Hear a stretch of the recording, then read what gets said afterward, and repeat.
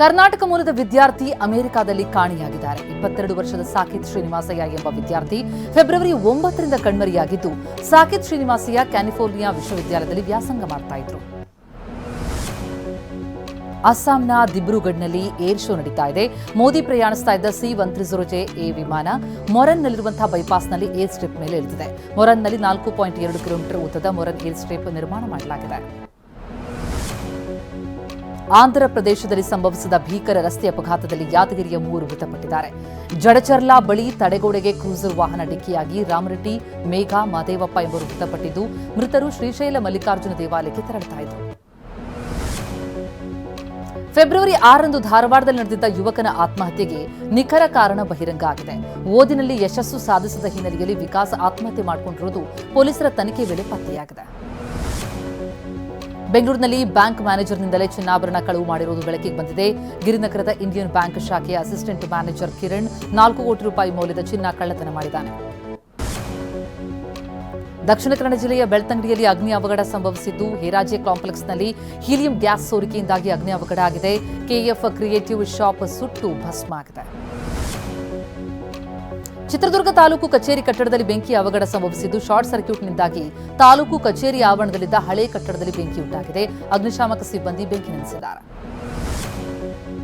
ಮಲೆಮಹದೇಶ್ವರ ಬೆಟ್ಟದ ಮಾರ್ಗದಲ್ಲಿ ಮತ್ತೆ ಚಿರತೆ ಆತಂಕ ಮನೆ ಮಾಡಿದೆ.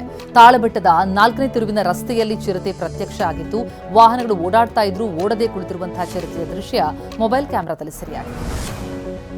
ರೌಡಿ ಶೀಟರ್ ಬಿಕ್ಲು ಶಿವ ಕೊಲೆ ಪ್ರಕರಣದಲ್ಲಿ ಬಂಧನವಾಗಿರುವ ಬಿಜೆಪಿ ಶಾಸಕ ಬೈರತಿ ಬಸವರಾಜ್ಗೆ ನ್ಯಾಯಾಂಗ ಬಂಧನವೋ ಸಿಐಡಿ ಕಸ್ಟಡಿಯೋ ಎನ್ನುವುದು ಇವತ್ತು ನಿರ್ಧಾರ ಆಗುತ್ತೆ.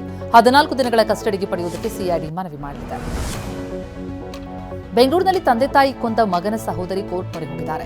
ಸಂಪ್ರದಾಯದ ಪ್ರಕಾರ ಅಂತ್ಯ ಸಂಸ್ಕಾರ ಮಾಡಬೇಕಾಗಿದೆ. ಸಹೋದರನಿಂದಲೇ ಅಂತ್ಯ ಸಂಸ್ಕಾರಕ್ಕೆ ಅವಕಾಶ ಕಲ್ಪಿಸಬೇಕು ಅಂತ ಕೋರ್ಟ್ಗೆ ಅರ್ಜಿ ಸಲ್ಲಿಸಿದ್ದಾರೆ.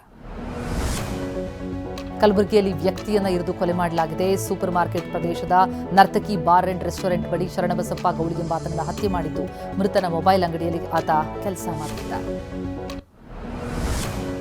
ಮಂಡ್ಯ ಜಿಲ್ಲೆಯಲ್ಲಿ ವಿದ್ಯಾರ್ಥಿಗಳಿಂದ ಗಾರೆ ಕೆಲಸ ಮಾಡಲಾಗಿದೆ.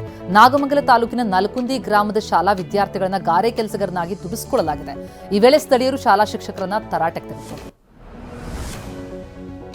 ಹಾಸನ ಜಿಲ್ಲೆಯ ಆಲೂರಿನಲ್ಲಿ ಕಂಠಪೂರ್ತಿ ಕುಡಿದು ಕಾರು ಚಲಾಯಿಸಿದಂತಹ ಚಾಲಕ ಅಪಘಾತ ಮಾಡಿ ಎಸ್ಕೇಪ್ ಆಗೋದಕ್ಕೆ ಯತ್ನಿಸಿದ್ದ. ಮಾಳಿಗನಹಳ್ಳಿ ಗ್ರಾಮದಲ್ಲಿ ವ್ಯಕ್ತಿಯೊಬ್ಬ ಕುಡಿದು ಕಾರು ಚಾಲನೆ ಮಾಡಿದ್ದು ಬೈಕು ಡಿಕ್ಕಿ ಹೊಡೆದಿದ್ದ. ನಂತರ ಪರಾರಿಯಾಗ್ತಾ ಇದ್ದಂತಹ ಕಾರು ಚಾಲಕನನ್ನ ತಡೆದ ಸ್ಥಳೀಯರು ತರಾಟೆಗೆ ತೆಗೆದುಕೊಂಡರು. ಹಾಸನ ನಗರದಲ್ಲಿ ಡ್ರಗ್ಸ್ ಮಾರಾಟ ಜಾಲ ಪತ್ತೆಯಾಗಿದೆ. ಕಾರ್ನಲ್ಲಿ ಡ್ರಗ್ಸ್ ಸಾಗಿಸ್ತಾ ಇದ್ದ 5 ಆರೋಪಿಗಳನ್ನು ಬಂಧಿಸಲಾಗಿದೆ. ರಾಜ್ಕುಮಾರ್ ನಗರದ ಚೆಕ್ ಪೋಸ್ಟ್ ಬಳಿ ಕಾರ್ಯಾಚರಣೆ ನಡೆಸಿದ ಪೊಲೀಸರು ಶಿವಮೊಗ್ಗ ಮೂಲದ 4 ಮತ್ತು ಹಾಸನದ ಓರ್ವನನ್ನ ದಸ್ತಗಿರಿ ಮಾಡಿದ್ದಾರೆ. ಚಿಕ್ಕಮಗಳೂರಿನಲ್ಲಿ ಗಾಂಜಾ ಮಾರಾಟಗಾರರನ್ನು ಬಂಧಿಸಲಾಗಿದೆ.